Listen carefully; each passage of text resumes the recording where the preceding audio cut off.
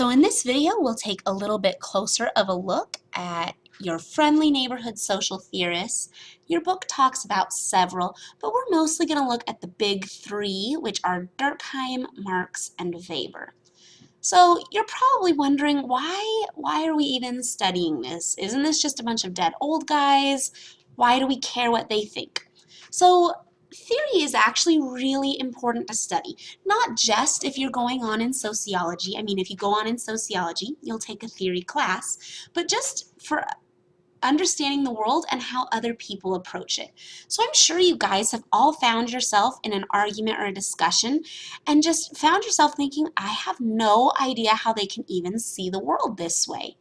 Now, this is a case where you and the person you're in the discussion with have fundamentally different theories about the way the world works. So when we talk about a social theory, it's just a way of describing how we see the world. It's a unifying set of thoughts that help us paint a bigger picture of everything around us. If you're a sociologist or a scientist or anything you're doing, it shapes the questions you explore, because you'll be interested in different areas. When you get new information, the theory helps you interpret that. And then it just helps you make sense of the whole world around you. So let's talk about three major sociological theorists and a little bit about their theories. So first up, we'll do these chronologically. We have Emile Durkheim from 1858 to 1917. He is French, and he's one of the very first sociologists, period.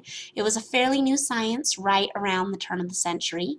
He has a religious background, though. He was originally trained as a rabbi, decides it's not really for him. He'd rather be an academic.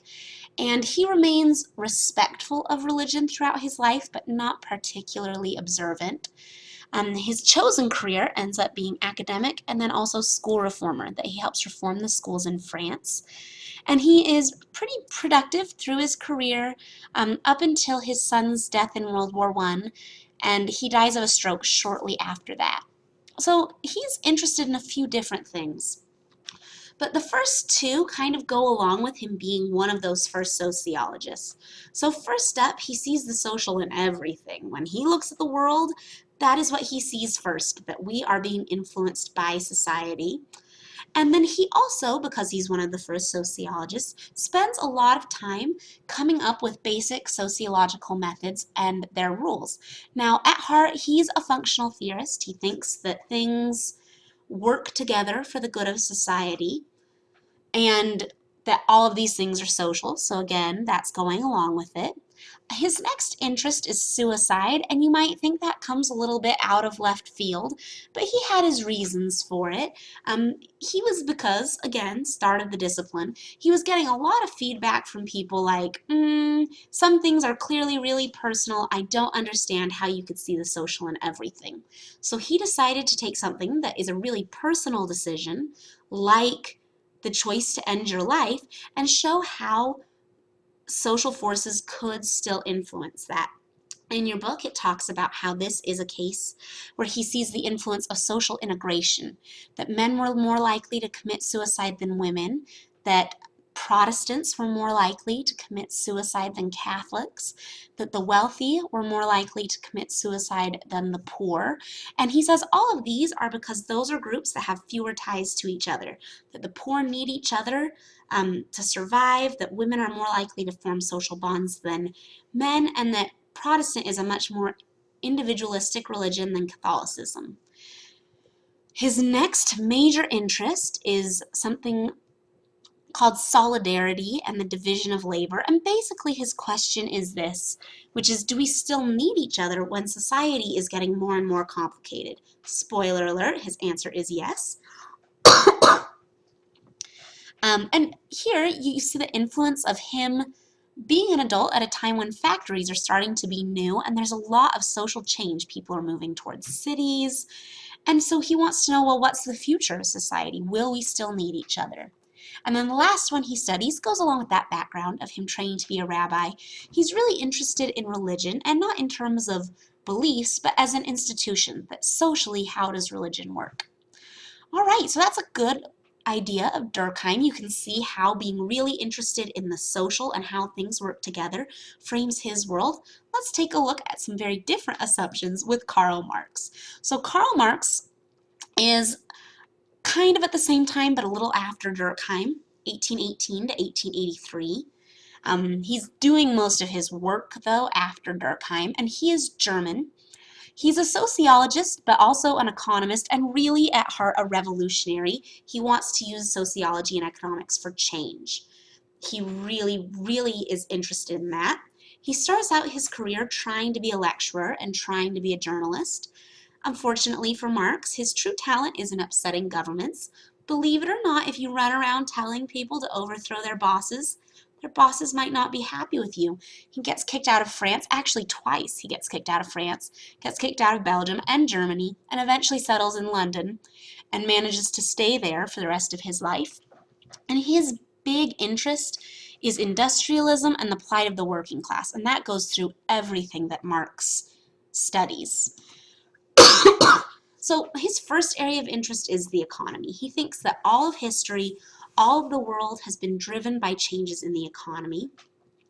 And everything that he studies goes along with that. So he's really interested in social class, but when he sees social class, it's strictly in terms of the economy. He has one group called the bourgeoisie, and they're the people that own the factories and the businesses, and then the proletariat is everyone else who works for them.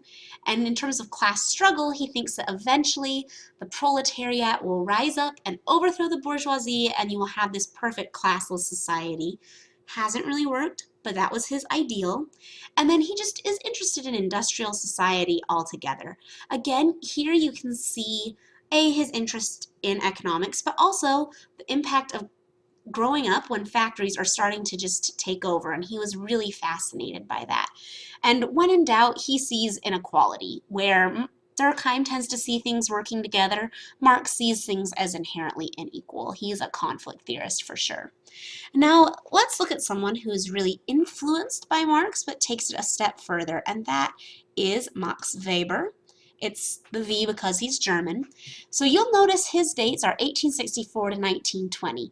He's also German and a sociologist and an economist, and he spent his academic early career hearing about Marx and his studies. And he thought they were really interesting. He enjoyed it. He wanted to be a sociologist, but he thought Marx was missing a few things. And we'll come up on that in a second when we talk about what he studies. He did not like upsetting people, so he actually manages to make it pretty well as an academic and professor. He's a really good worker. He fits in well there, but he also suffers from a long lifetime problem with anxiety. Now, because of the anxiety, maybe not great for his academic career, but it's really good for his research. He ends up having a lot of time at home instead of needing to focus on a job, and he researches just about everything. So you'll notice he has a lot more areas of interest, per se, than Marx. But the thing that shapes Weber is this idea of Verstehen, which is how people perceive their world. And he thinks that's really important. He thinks you can't just look at the economy or religion. You need to know how people see the world around them and what that means to them. That whole idea is also at the heart of symbolic interactionism, one of the theories in this chapter.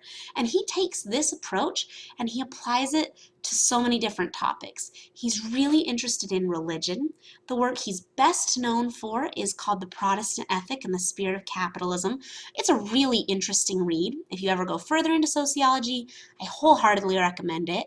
But the idea behind that is that capitalism, he says, comes forth not because people are greedy, not because people want to make a lot of money or do business, but because this specific group of Protestants, called the Calvinists, thought that to work hard at their job was a calling. It was specifically given to them by God, and also that wealth was a sign that they were predestined to go to heaven. So because of that, they are working harder and harder with their wealth, and then they're investing it back in their businesses. And he says that we still have the idea of working hard and investing, but the religious roots of it are gone. It's a really interesting read. And he also looks at religion with Confucianism and Taoism in China, with Hinduism and Buddhism in India, and also Judaism.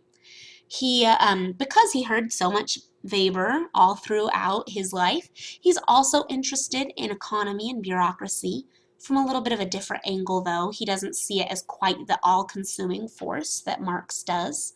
He's interested in politics and types of leadership, and he's also really interested in stratification and how society is divided. Marx saw that as pretty black and white, just you own the means of production or you don't. Weber says, that maybe doesn't reflect everything. And he looks at income, but he also looks at things like prestige. So how much respect does your job get in society? And he treats it as more of a complex measure. And again, all of these things, he's interested in how people are perceiving the world around them. So I hope this gives you a good idea of social theory. Maybe you find yourself associating more with one of them, but at least I hope you understand what they have to say and can use it to look at different areas in sociology.